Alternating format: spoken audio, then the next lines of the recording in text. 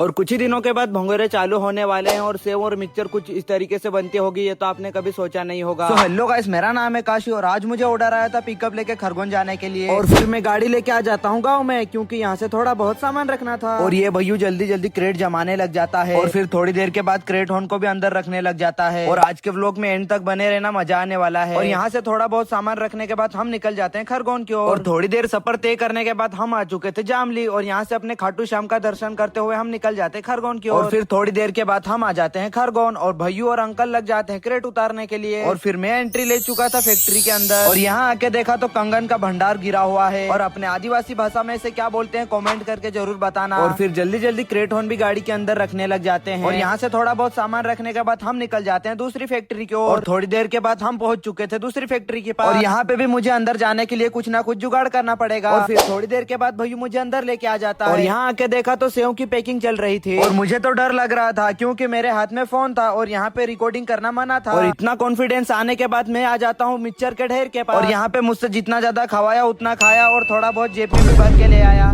चोर है, बहन का लोड़ा है। और फिर थोड़ी देर बाद अपनी गाड़ी भी लोडिंग होने लग जाती है। और यहाँ पे तो मजदूर भी नहीं थे तो इन लोगों ने हमारी ही मारी।